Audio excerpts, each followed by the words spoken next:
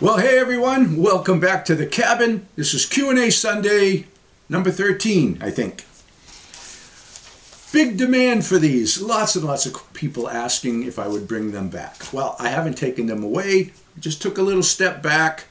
I'm still going to be making the Q&A Sundays. It's just not going to be on every Sunday. Okay? I moved up here to these woods so that I could enjoy these woods.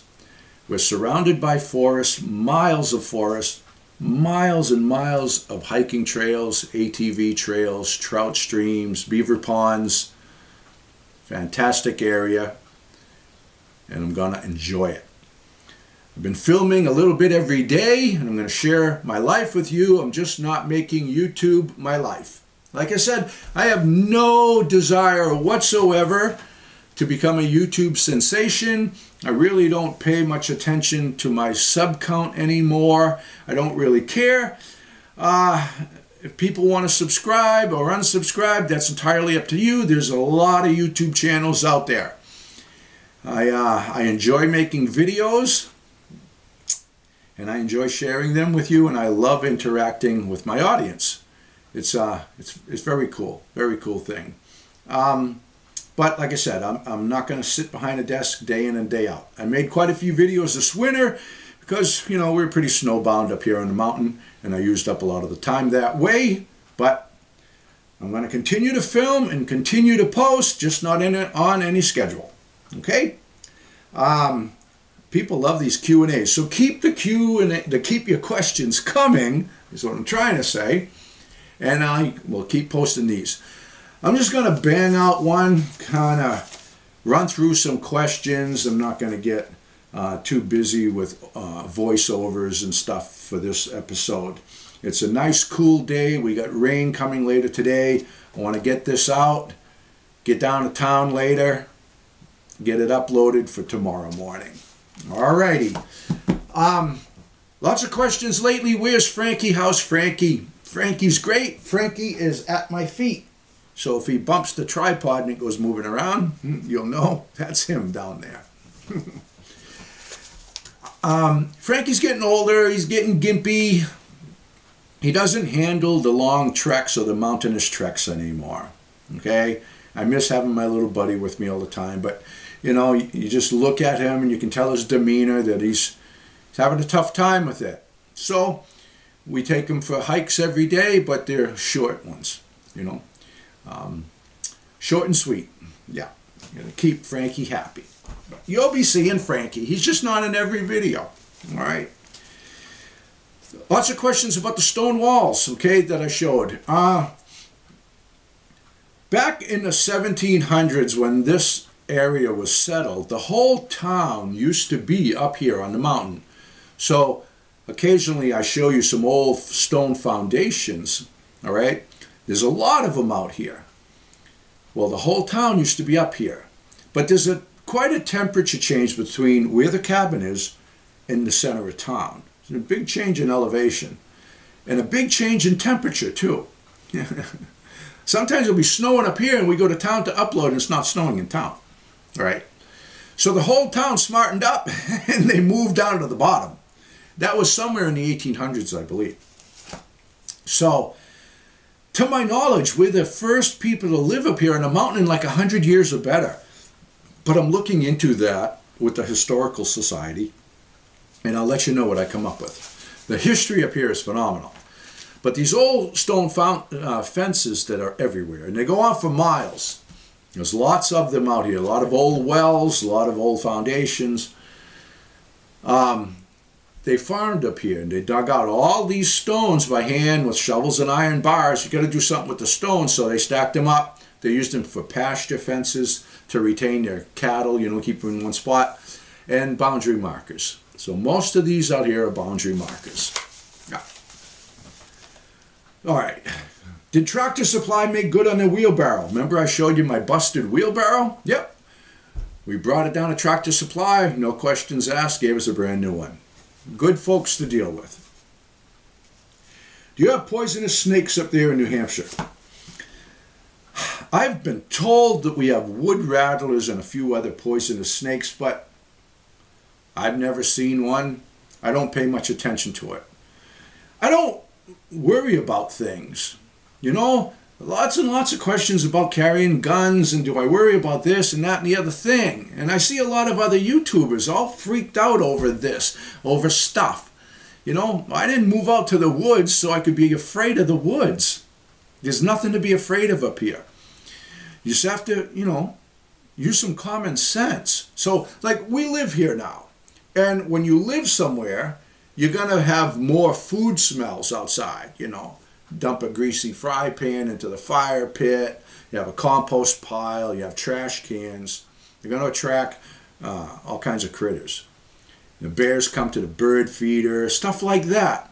So when I take Frankie out to do his business before bedtime, I don't just walk outdoors in the dark. You know, you go out with a flashlight and just do a quick scan. There might be a bear. It might be a bear with a cub here in the yard for the bird feeder or rooting in the compost pile, the trash cans or something like that. You just got to be smart about things. But to carry a rifle when I'm out trout fishing or worry about every little thing like that, no, I'm not afraid of anything out here. Quite frankly, you have more dangers of getting killed in town or driving through town than you do up here. Just got to be smart about it. Like I said in my other video, I'd rather see those bear tracks than see human tracks up here. And the humans will do you more harm than them. More often, anyway. All right. Do I go to church? No, I don't. I'm not involved with any structured religion whatsoever. I'm very spiritual, but in my own way. I have my own beliefs. In these woods, or all woods really, but nature is my church. Okay? Well, I'm not going to get into that because you get into a subject like that, nobody agrees and stabbing you in the back. All right? Anytime you talk about religion, politics, or Patreon, you open up a can of worms. And for ridicule and all kinds of petty, childish attacks. But while we're on that subject, okay, I'm going to kind of tie in another question with it. For the last 6 or 7 months, I've got a lot of people commenting like my videos aren't like they used to be, into the theatrical ones. Well, remember when I was having so much trouble with the copyright claims? Well, you make a video like in my old style with the music and everything is in fits, and they're nice, they're pleasant to watch, and I love making that kind of video. But you put it on YouTube, you get copyright claims, even though I'm licensed for them. Yes, copyright, royalty-free music, blah, blah, blah, blah, blah, all that stuff. Yes, I'm licensed for everything. But the copyright claims happen electronically. It's not a person doing it. Okay, and then you have to file your claim and file your license. All that. Became a big hassle. And some of my real theatrical videos, and I'm not lying when I say this, I've got 30 hours just in the editing. Never mind running around with a tripod all over. You see me climbing a mountain, that's because my tripod's at the bottom. Now I got to climb back down to get my tripod. I love making them though, okay? So it got to be too much hassle putting that kind of content on YouTube, and that's why I switched over to another platform on Patreon. So that's the way it is. I have the paid subscription with different content. It's a more personal look into our life. Lori does some videos all on her own, on cooking shows. You do written blogs. Lori does some written blogs on there. Do audio blogs. All kinds of stuff. It's just different. So found a happy medium. Found what works. That's that. I had a lot of questions about these little pack rods that I showed in my video, and I've shown them before. I absolutely love them. I've been using Eagle Claw pack rods all my life. I bought these and then I bought some more, and I'm going to buy a whole bunch of these. They cost like 20 bucks. I'm going to buy a bunch of them, and I'm going to be giving them away on Patreon because we do a monthly giveaway, you know, random stuff. But these here, they telescope out to 5'6". These are the light-duty trout rods, and I absolutely love them. They're just fantastic. Now, you can buy just the rod, but I buy the rod and reel combos. They come with these little open-face spinning reels.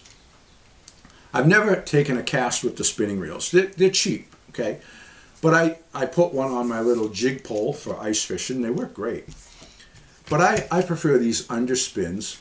So I'm going to put links in the description below for the rods and for the reels that I use, because a lot of people have been asking about them, okay? But they're like 20 bucks. They're just fantastic. They fit in my glove compartment.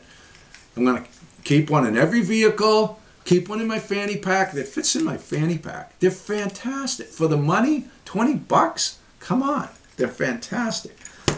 Highly recommend them. Very small investment. Gotta love it. Yeah. Okay. One more quick one. I'm going to wrap it up. People see the postings about the animal tracks and critter sign and stuff like that. There's a lot of questions about it. People want to know, do I know all of the animal tracks that I come across? I'd have to say yes. I've been kicking around the woods my whole life. I've always been fascinated with tracking, and I like to know what's out there. Sometimes you might come across a track that's a bit distorted, or there might be a little bit of snow in it, so you can't see the definition. But then I can usually figure out what it is by following the tracks, because the animal's characteristics will reveal itself. I'll be able to tell how tall the animal is, etc. I've got lots of footage that I took over the winter of that stuff that I will share at some point. But I like to know what's out there. I know most of the bird calls, not every one, but most of them. But I'd have to say, yeah, all the animal sign that I come across, I know what it is. Sometimes I might take a Dr. Seuss approach to it, where I want to know that bird, that turd, that bee, that tree, that mound, that sound, that stack, that track. That's just the way I am. So that's it for now, folks. Keep the questions coming. Enjoy the rest of your Sunday. All the best to you, and God bless. Frankie and the boss out walking in the woods, living life happy and free. Tracks in the snow everywhere they go. There's a pokey way up in that tree. A beaver built a pond where they have some fun, taking life a day at a time. Best friends until the end. Frankie and the boss. Frankie and the boss. Frankie and the boss.